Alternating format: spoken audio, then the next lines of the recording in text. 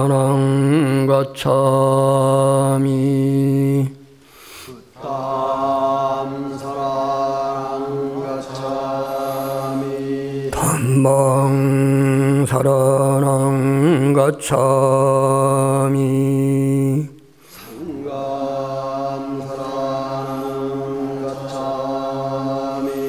상감 상가차랑가차미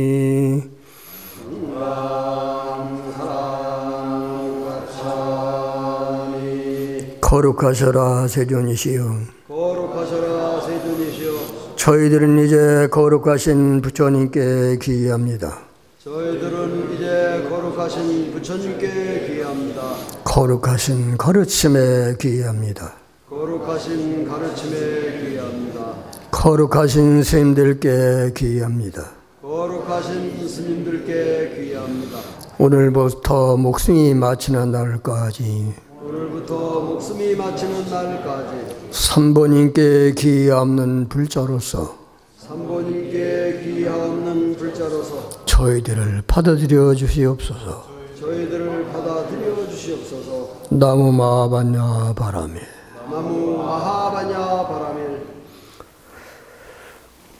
여러분 잘 오셨습니다. 지난번에 우리 이제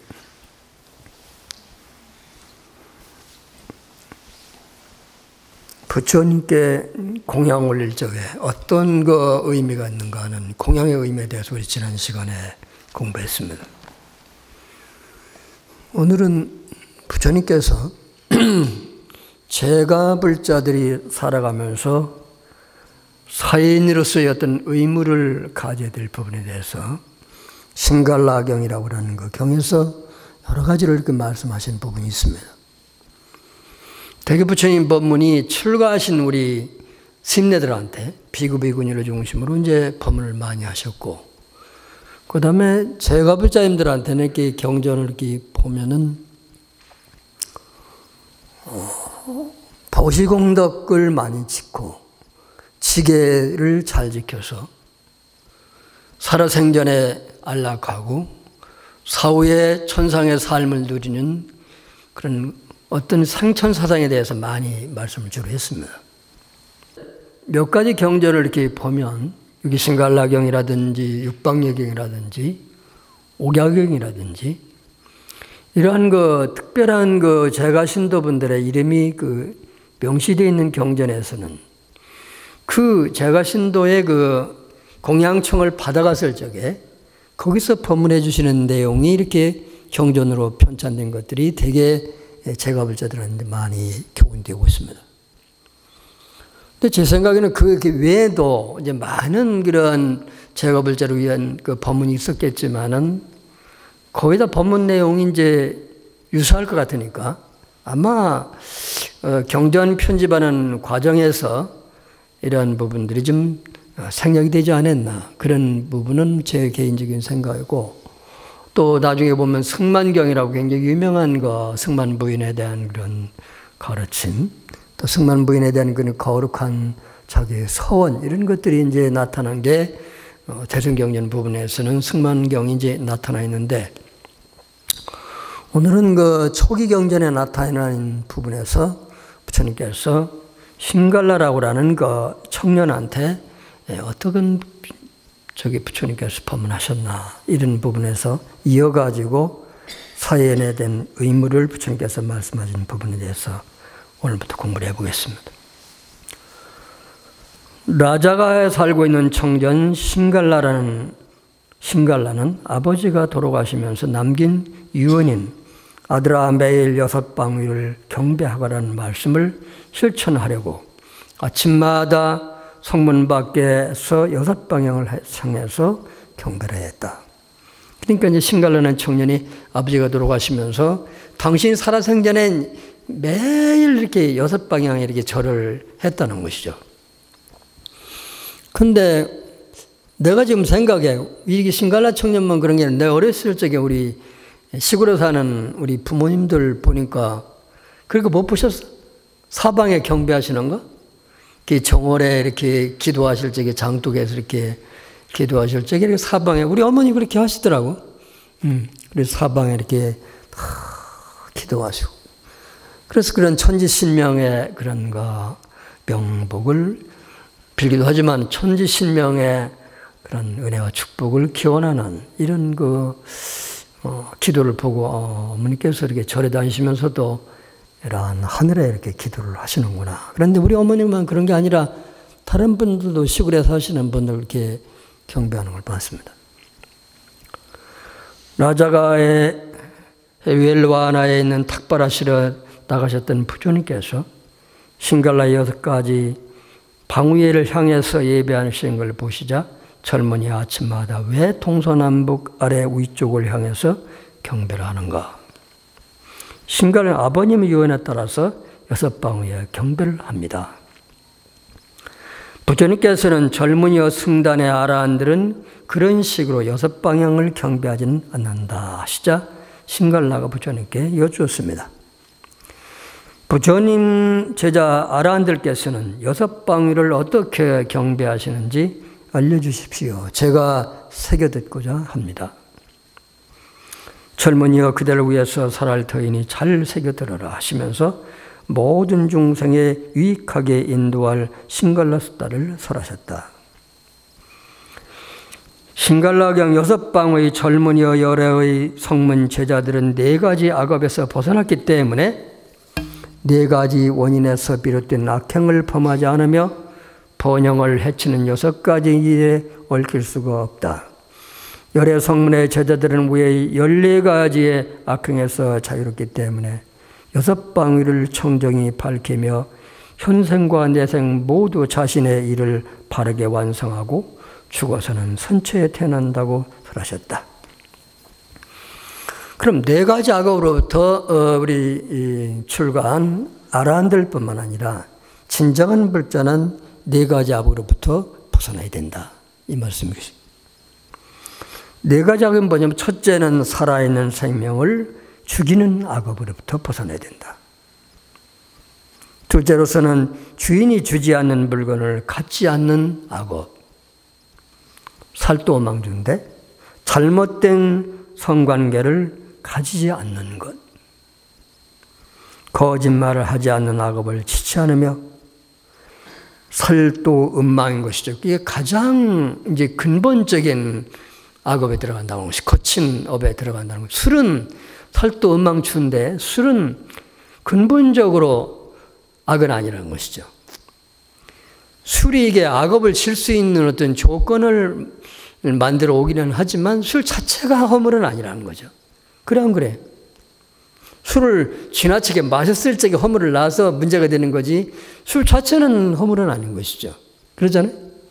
술을 잘 먹으면 건강에도 좋은 거고 이게 술이 이제 해하도록 많이 마시니까 이제 굉장히 건강을 해치는 것이죠.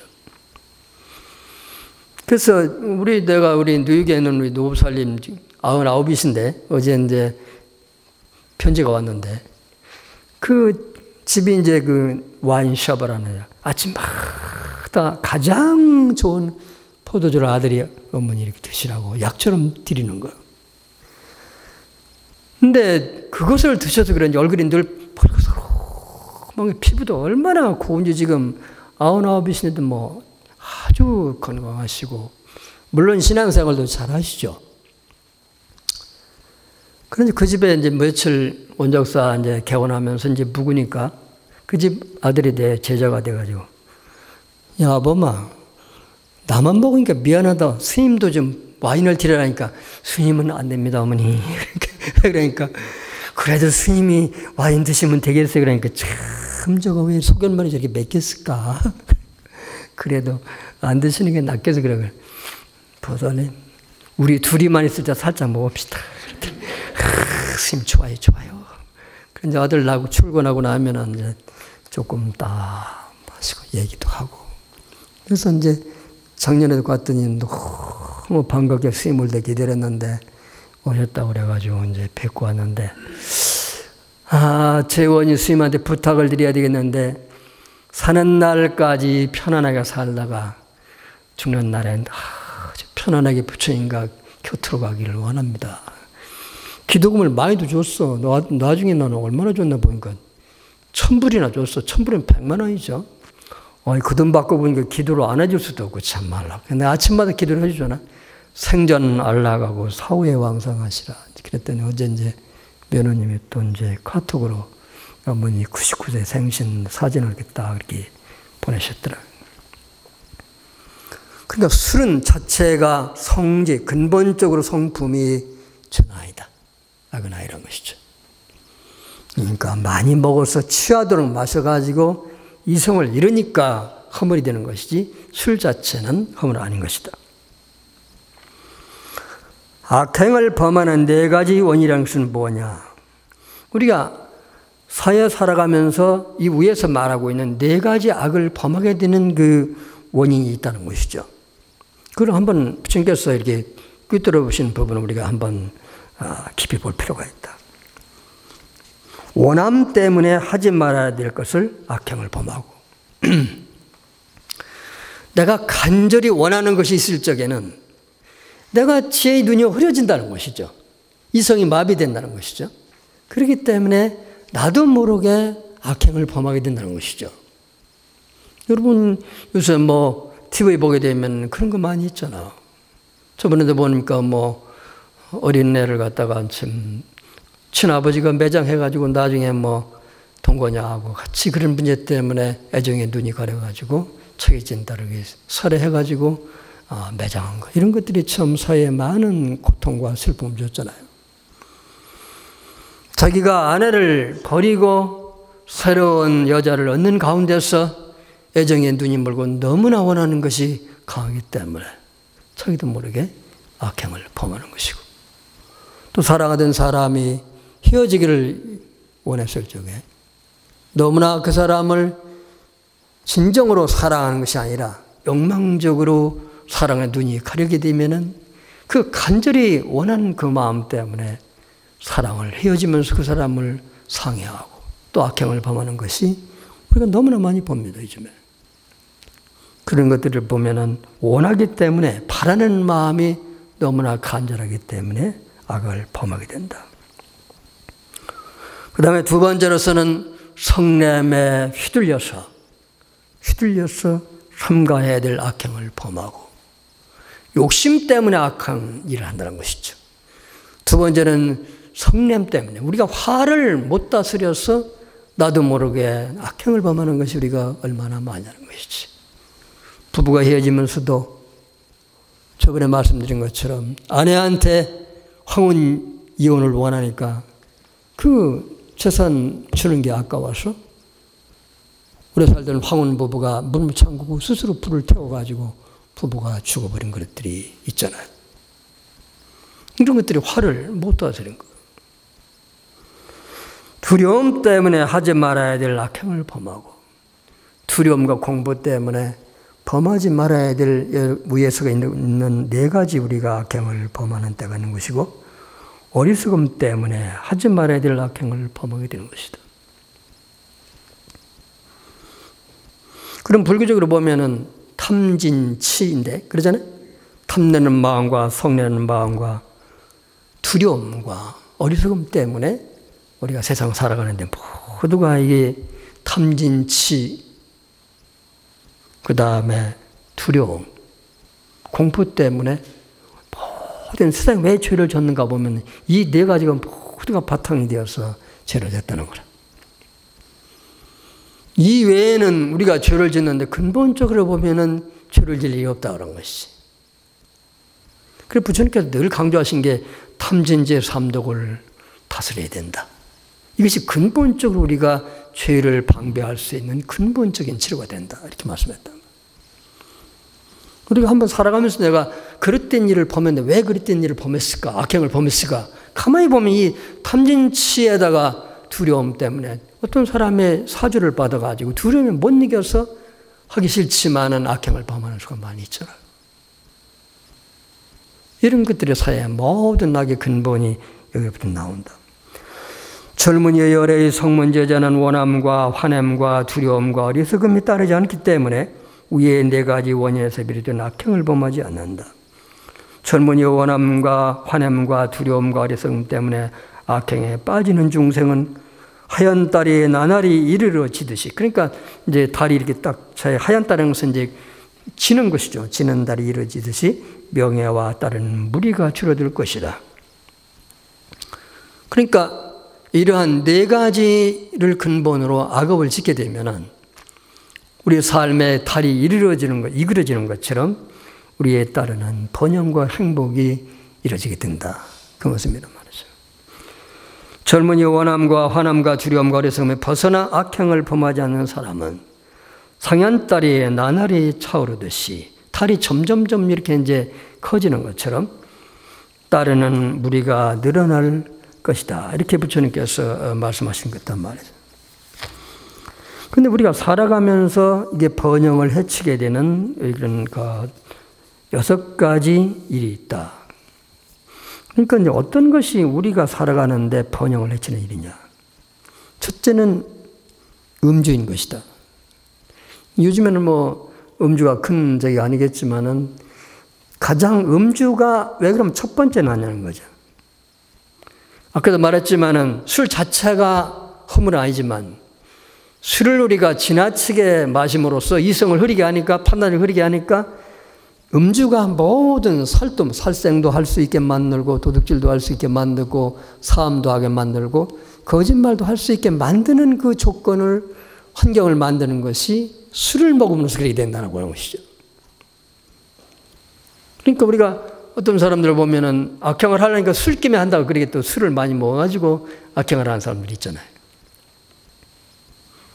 그래서 술이 모든 나의 악행을 할 수 있는 조건을 만드는 초입이기 때문에 처음에 번영을 해치는 6가지 일 가운데 첫 번째가 음주인 것이다. 이렇게 말씀했어요.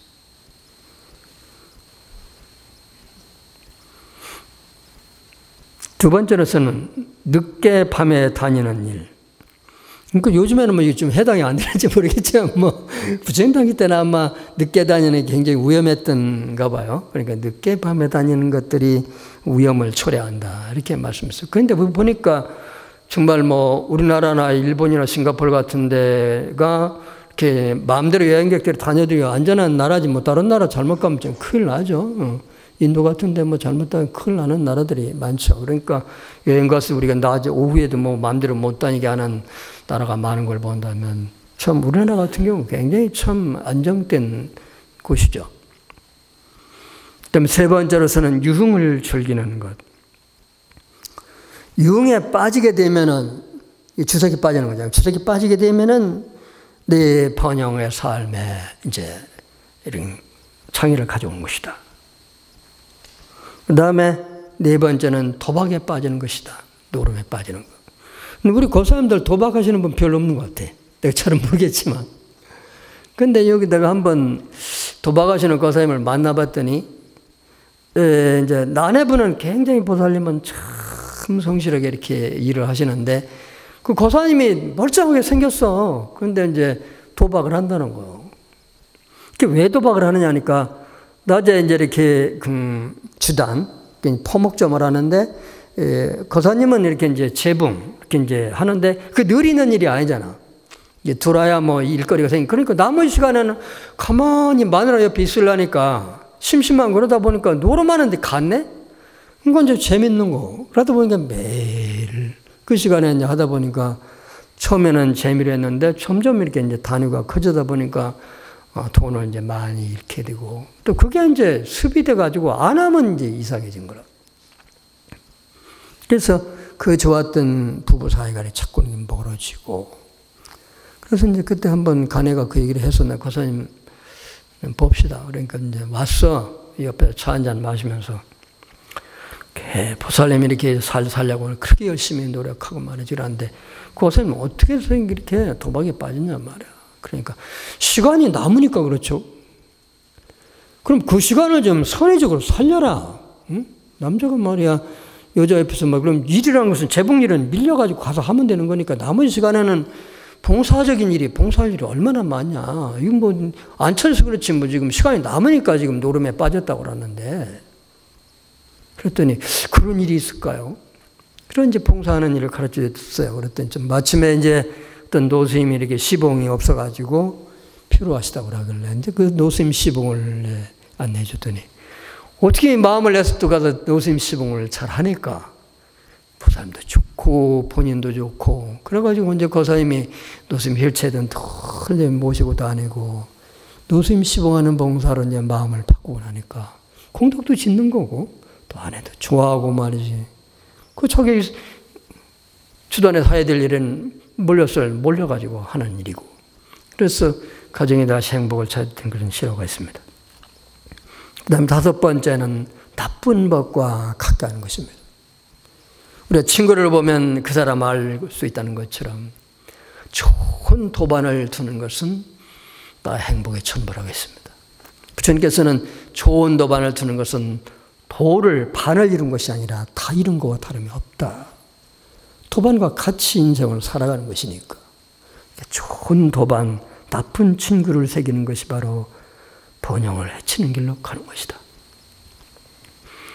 그러니까 좋은 도반을 갖기 위해서는 제가 볼 때 내 마음속에 좋은 친구가 되고자 하는 염원이 있고 그런 마음을 늘 소유해야만이 또 내가 좋은 친구가 되고자 하는 그런 마음이 있어야만이 좋은 친구를 만나지.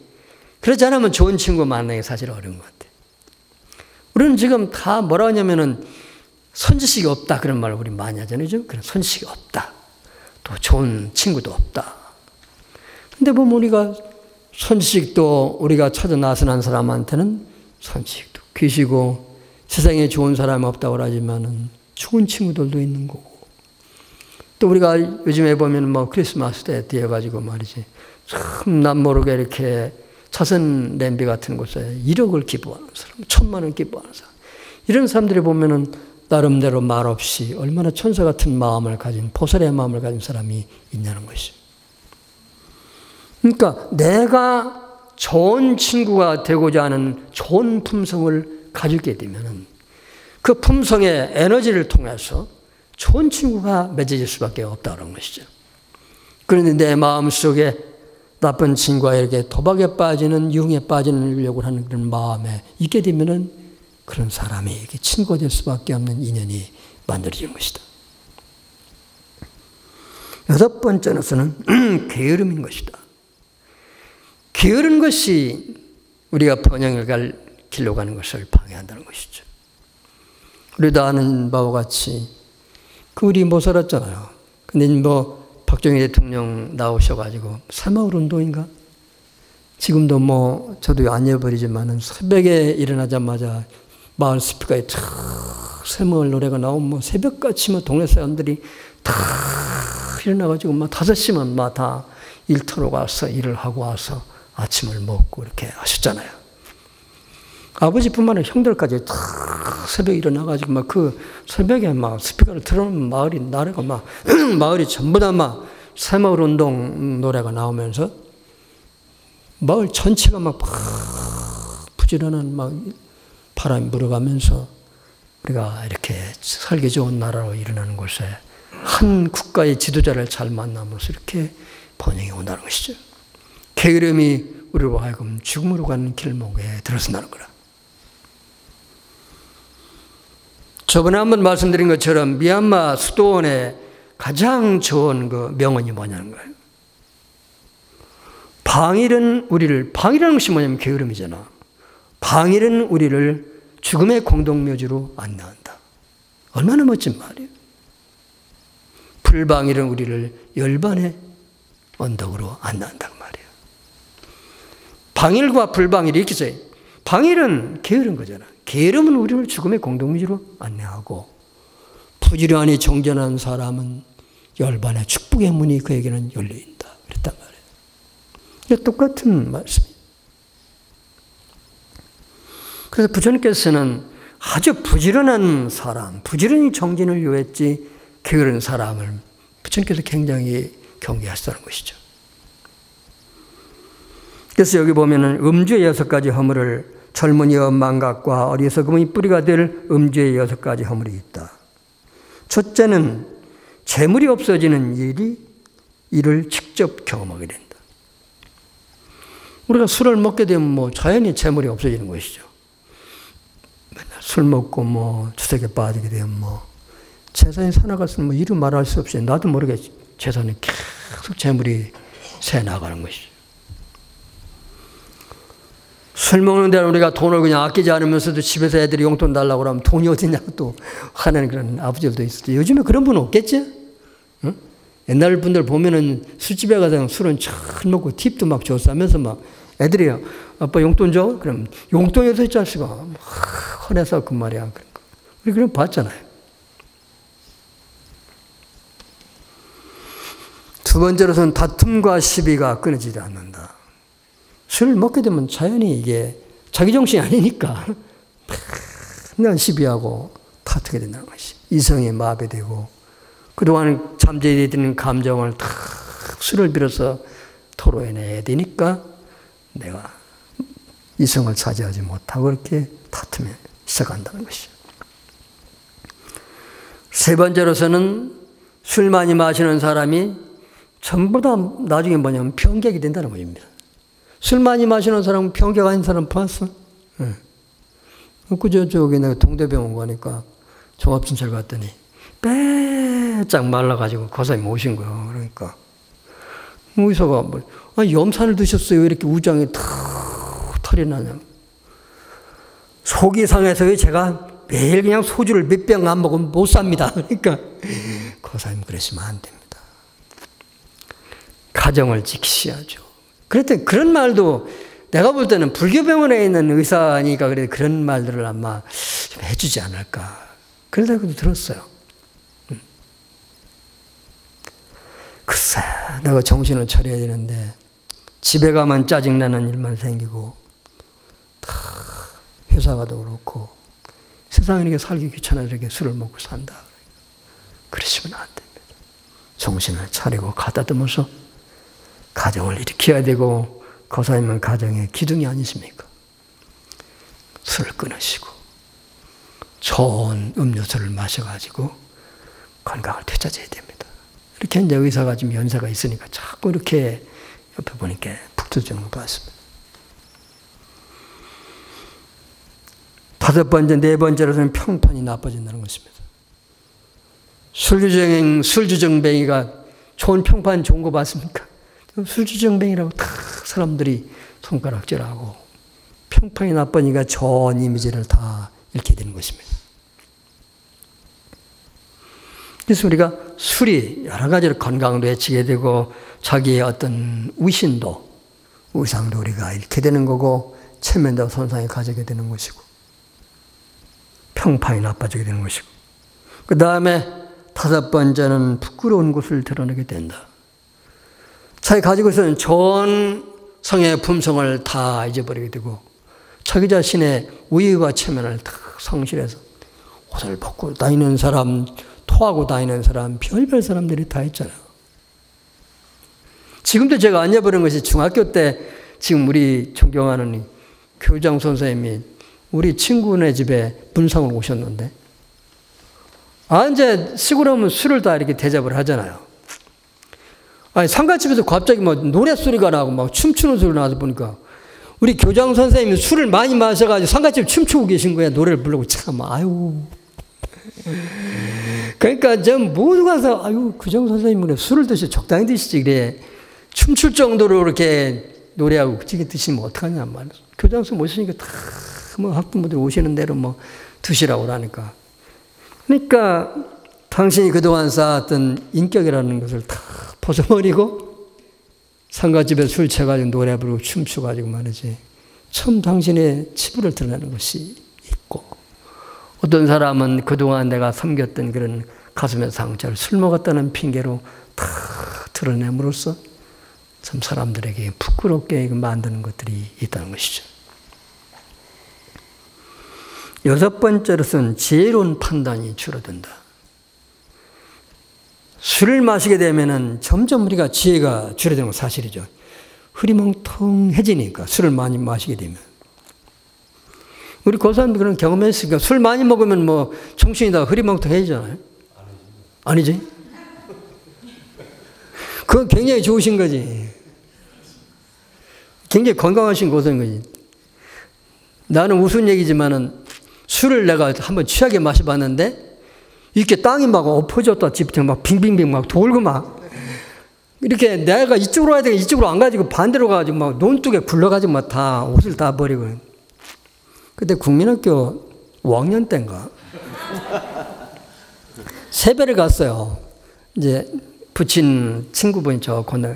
근데 그분이 이제 서당 선생님이신데 서당 선생님 아들이 어떻게 된 게 깡패가 돼가지고 가니까 야 일리 와 시키다 그래가지고 또 없으니까 아버지한테 세배 왔죠? 그랬는데 네 그랬더니 일렬로 서가지고 이제 감주를 내가 주겠는데 우리 아버지한테 세배하기 전에 내가 먼저 너네들한테 선물을 주겠대 그런데 아무리 봐도 감주 같지는 않아. 이게 감주는 왜 쌀이 뜨잖아? 쌀은 뜬 거라 또 동동동 떠가지고 이거 한 담배씩 다 마셔야 돼. 한 이렇게 그릇이잖아. 그러면 다 하나씩 저 8명이 쭉 다 마셨는데 거기까지 좋았다 이제. 그 서정선생님 안녕하십니까? 절 세번 탁. 그러니까 이제 뭐 절하니까 세뱃돈 주고 그러고 이제 뭐 또 좋은 말씀이라고 듣고서 이제 이게 나오니까 이제 쭈루룩 다녀야 되니까 그 집을 나오니 어찌 걸음이 이상하더라고. 얼굴이 막 따끈따끈하게 그래가지고 이제 그 다음에 가니까 이렇게 마당이 오르락내리락 막 하루가 이렇게 이제 왜 이런가? 그때 그 막 술이 취한 거야. 애들이. 나만 그런 게 다 7명 다 취한 거야. 8명 이래가지고 술을 먹인 거요. 그 형이. 그래가지고 이제 세뱃돈 받아가지고 오는데 이게 동네로 오는데 논뚝길을 와야 되는데 이쪽 뒤들려면 이쪽으로 가니까 전부 다 논뚝에 다 빠져가지고 다 옷을 버려가지고 집에 동네 오니까 동네 아줌마들 우리 식구들 저 애들이 무슨 일이래 저거 정초부터 술을 먹어가지고 와가지고 근데 그때 마침 또 샘에 어머니가 계셨나 봐. 오자마자 집에 온 옷을 다 버렸으니까 가라비니까 셋째 이 장장 안 나오냐? 내가 그랬더니 어디서 술을 먹고 말이야 총을 뻗어 이렇게 우리 집안 망신을 시키냐 해가지고 너 벌 받아야 된다 그래. 그 추운 날에 여러분 창고 아시지? 곡식 창고? 거기다 내가 갇혔다니까. 갇혀가지고 한나절 동안 곡식 창고에 갇혔었어. 그래가지고 큰형이 오는 소리가 나길래 막 두드렸더니 너 왜 거기 들어가 있어? 술 먹었다고 술 취했다고 벌 받아가지고 그랬더니 빨리 나와. 한나절 갇혀있다 나왔잖아. 이것이 바로 우리가 술을 먹음으로써 우리가 짓는 허물인 거라. 그래서 내가 보면은, 술을 마시게 되면 이렇게 이성을 잃어가지고 실수도 하게 되고 어른들이 그러겠구나. 그런 생각도 좀 들어가고 그래서 술을 마시게 되면은 이렇게 6가지의 허물을 낳는다. 이렇게 말씀하셨고. 늦은 밤에 다니는 6가지 허물에 대해서 말하겠다. 신갈로에 늦은 밤 무방비 상태로 지킬 늦은 밤에 다니는 사람은 무방비 상태이기 때문에 그대를 보호해 줄 사람이 없다. 사실 그런데 요즘에 보니까 늦은 밤에 더 많이 다니는 것은 남자분들보다 여자들이 더 많이 다녀. 왜냐면 그때 사자함에서 누가 늦게 우리 스님이 온다 해서 내가 성대시장 마중을 나갔더니 12시, 1시 넘어서 오는 사람들은 다 여자들이야. 아가씨들 모임에 갔다 위험하니까 전부 다 택시 타고 오는 사람들은 전부 다 여자들이야. 그래서 내가 그때 본 게, 여자들이 이렇게 요즘에 밤에 늦게 다니는구나. 이게 얼마나 이게 위험한 짓인가. 위험하니까 다 택시를 타고 막 오는 것이죠. 아내와 자식들도 보호를 받지 못하. 남편이 집을 비우는 사이에 그 가정을 누가 지켜줄 거는 거야. 아내와 자식들도 보호를 받을 수가 없는 것이다. 집을 비우게 되면. 세 번째로서는 재물을 보존하지 못하는 것이다. 늦게 다니는 사람이 위험성이 있죠. 강도를 당할 위험성도 많이 있고. 특히나 우리 한국 사람들은 현금 다 가지고 다니잖아요. 외국 다니면. 굉장히 위험합니다. 그래서 외국에 나가서 그러한 그 사람들에게 그 치안들에게 대상이 되는 사람들이 코리안 내지 동양 사람들이 굉장히 좀 대상이 됩니다. 외국 사람들은 현금 안 갖고 다니잖아. 전부 다 카드 갖고 다니고 우리는 전부 다 달러 현금 갖고 다니잖아요. 그래서 이 사람들이 모두가 다 위험의 대상이 되는 거란 말이에요. 그래서 늦게 다니는 것이 재물을 지키지 못하는 그런 허물을 낳는다. 재물만 못 지키나요? 생명도 위험할 때가 이제 많이 있는 것이죠. 네 번째로서 우리가 늦게 다님으로써 누명을 쓸 수 있는 그런 가능성도 많이 있다. 우리가 늦게 다른 집에 있는 곳에 다니다 보면 잘못해가지고 누명을 쓸 수 있는 그런 가능성도 많이 있다는 것이죠. 그 다음에 다섯 번째로서는 직접 범하지 않은 일로 비난을 받게 된다. 늦게 다님으로써 혐의를 사할 수 있고 의심을 받게 되기 때문에 다른 사람들로 하여금 비난을 받을 수 있는 가능성을 충분히 가지고 있다. 미국 사람들 보면 말이죠. 보니까 참 가정적이에요. 결국은 집으로 옵니다. 우리처럼 2차 가는 일 별로 없어요. 가정적이지 못하면 이혼을 당하게 돼 있어요. 미국 법에. 그래서 그렇게 가정적일 수밖에 없는 게 주말이면 다 가족하고 함께 움직여야지 우리처럼 안 사람 나누고 자기들끼리 놀러 가는 일 별로 없단 말이죠. 다 가족이 함께 여행 가고 가족이 함께 종교 생활하고 모든 것을 가족과 함께 하는 식으로 그 미국 사회의 모든 그런 그 흐름이 그렇게 이제 만들어져 있던 문화가, 가정 문화가.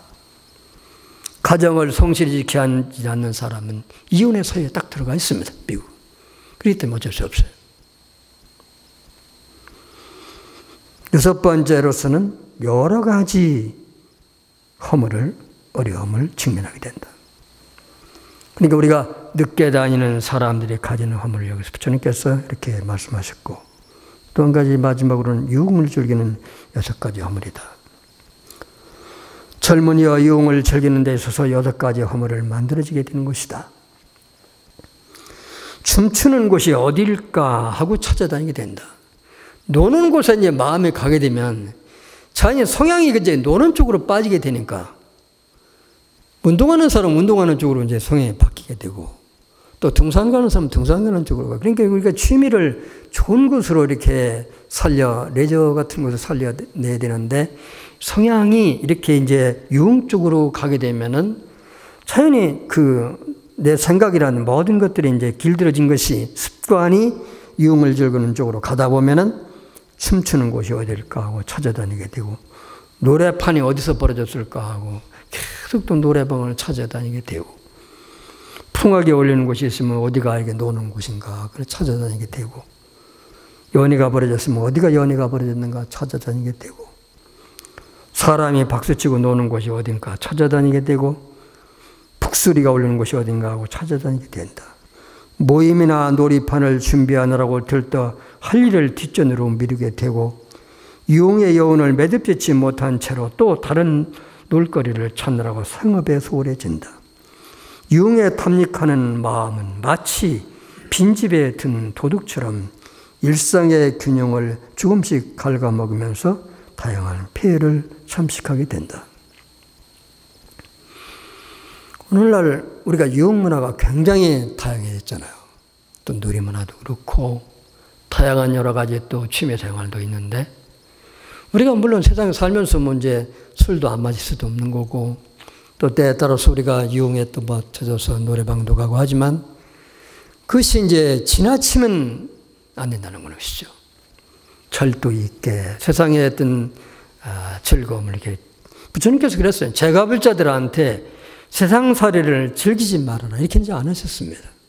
세상살이를 즐기되 거기에 지나치면 되지 않는다. 여기를 굉장히 부처님께서 절제를 이렇게 했습니다. 우리 여러분 세상에 사는데 자식이 있고 와이프가 있고 가족들이 있는데 술 마시고 놀러 가고 이런 것도 안 할 수 없잖아요. 근데 그게 이제 지나치게 되면은 도박하고 노름도 이거 잠깐 우리가 청초에 이렇게 놀기도 하고 이런 것들이 다 하나의 우리 삶을 윤택하게 할 수 있는 윤활을 제공하지만은 그 지나치게 되면 우리로 하여금 고통을 가져올 수 있는 것이다. 이렇게 말씀하고 있습니다. 어제 내가 이렇게 지금 어떤 분이 보내준 그 내용을 보니까 한번 그 부분을 공부하고는 마치도록 합시다.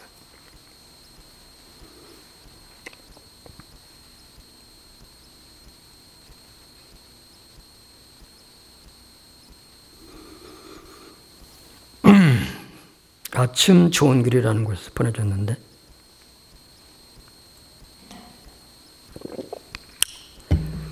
운명의 귀는 내 말을 듣고 있습니다. 이제 여기 관계된 것이죠. 힘들다 말하면 더 힘들어집니다. 세상살이 자체는 우리가 내 마음대로 되지 않을 수밖에 없는 사바세계인 거. 그래서 우리가 받아들여야 돼. 극락세계 아닌 것이 틀림없단 말이에요. 부처님께서 사바세계라고 했으니까 모든 어려움을 참고 견디면서 살아가야 되는 세상이 사바세계인 것이니까 그걸 우리가 긍정적으로 우리가 받아들여야 된단 말이에요. 그러니까 그런데 힘들다 그래 사바세계는 모든 것을 우리가 감내하고 참고 견디면서 행복과 번영을 내가 뿌리고 가꾸어 나가면서 살아야 되는 세상이다. 이렇게 마음의 준비를 하고 살면은 이제 문제가 없는 것이죠. 그런데 세상이 내 마음대로 되는 것처럼 아예 그렇게 생각을 하고 살면은 내 마음대로 되지 않는 세상에서 자연히 괴로울 수밖에 없는 것이지. 이 세상은 사바세계는 내 마음대로 되지 않는 세상이기 때문에 그것을 내가 인정하고 내가 그것을 감내하면서 그 행복할 수 있는 씨앗을 뿌리고 가꾸면서 번영과 행복의 씨앗을 뿌리고 가꿈으로써 행복과 번영의 삶을 살아가야 되겠다. 이런 마음을 가지고 출발하는 것이 바람직하다는 것이죠. 안 된다고 말하면 될 일도 안 됩니다. 그렇잖아요. 될 일도 안 된다는 마음을 가지고 하게 되면 안 되는 것이죠. 된다는 마음을 가지고 긍정적으로 노력하게 되면 안 될 것도 우리가 될 수 있는 실마리가 풀린다는 것이죠. 어렵다고 하게 되면 더 어려워지는 것입니다. 이 어려움은 내가 원하고 있는 것을 이루어질 수 있는 그 과정에서 오는 하나의 과정이다. 이렇게 생각하면 되는데 나는 뭐든지 하면 이렇게 안 될까? 나는 되는 일 없어 하게 되면 거기서 좌절하는 것이죠.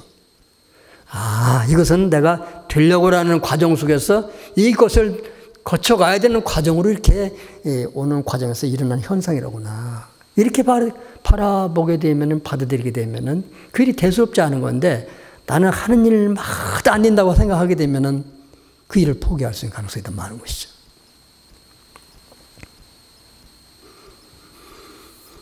죽겠다고 말하게 되면 고통스러운 일만 자꾸 생겨납니다. 죽겠다는 사람한테 그럼 살 일이 생겼어요. 죽다는 마음을, 어두운 마음을 가지고 살아가고 그러는 생각을 가지고 있는데 어떻게 거기 긍정적으로 살 생각이 나겠냔 말이에요. 그럼 더 고통스러운 일만 자꾸 찾아온다는 것이죠. 잘 된다고 말하면 안 될 일도 잘 되어집니다.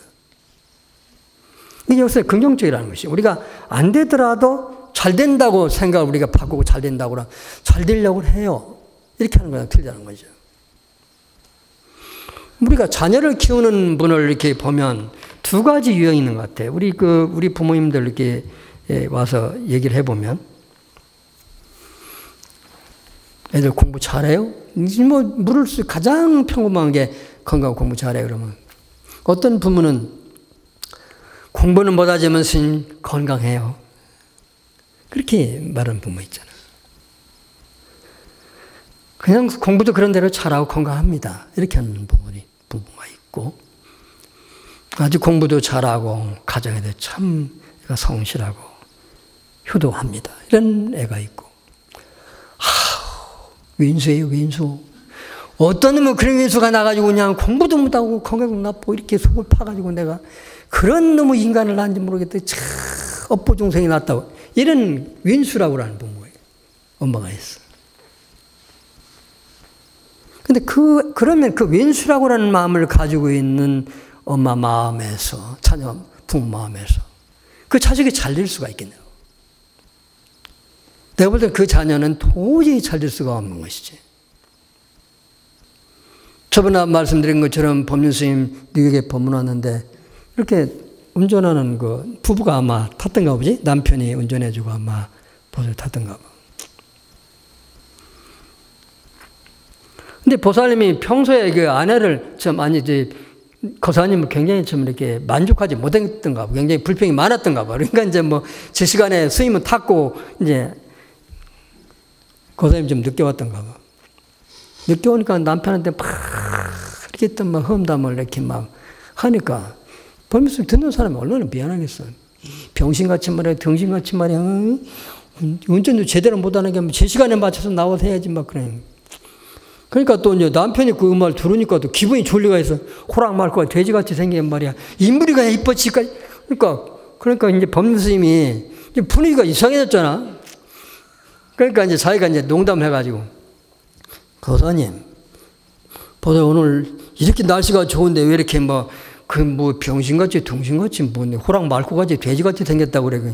그러면 물어보자 그러니까. 뭐든지 물어보세요 그러면. 병신하고 그러면 돼지 사이에 뭐가 나는 거야? 그러니까 글쎄요. 호랑 말고같이 돼지같이 생긴 여자에다가 둥신같이 생긴 남자한테 나오면 뭐가 나갔어? 그러니까 그러면 바보 멍청이가 나겠죠. 그러면 이제 자식이 다 바보 멍청이겠네? 그랬더니 아니 그러지는 않습니다. 그러니까 이왕이면 말을 할 적에 남편이 말에 좀 늦었다 하더라도 여보 어제 저녁에 말이야 얼마나 늦어가지고 이렇게 늦게 와서 좀 힘들겠죠? 빨리 운전하고 갑시다. 이러면 여보 말이야 당신 어려운 살림살이 하느라 얼마나 힘들었는데 말이야 스님 모신다고 아침부터 이렇게 음식 준비하고 참 고생했네. 이러고 돼지같이 말이야 호랑 말고같이 생기면 거기에 호랑 말고 돼지하고 등신 사이에서 뭐가 났냔 말이야. 그런 말을 절대 하지 말아요. 스님 알겠습니다. 죄송합니다. 일단은 그러니까 우리가 말과 생각이 우리 운명과 삶을 이렇게 움직이는 운명의 키를 우리 마음에 가지고 있잖아요. 생각이.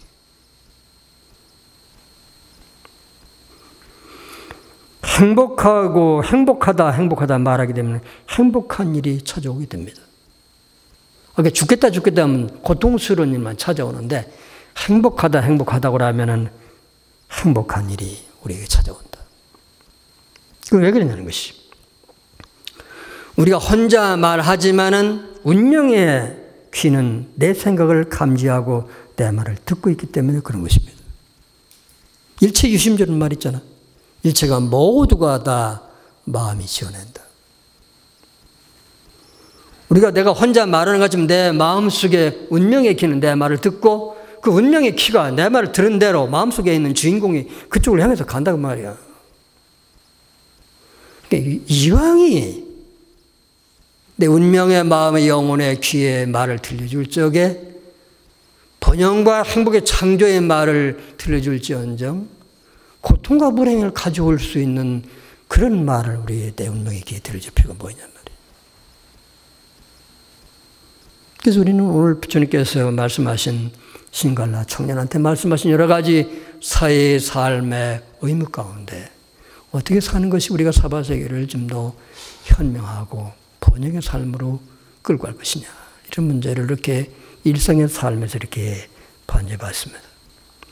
우리 일요일회 가족 여러분, 부처님 말씀 다시 한번 마음속에 좀 새기고 어려운 말씀들이 다 이제 우리가 실천할 수 있는 그런 부분들이고 우리가 다시 한번 우리 자신을 돌아볼 수 있는 생활에 제 이렇게 가이드고 말씀이기 때문에 이런 말씀에 따라서 내 삶을 좀 더 건강하고 번영의 삶으로 나가야 되겠다. 이런 마음에 준비하는 시간이 됐습니다.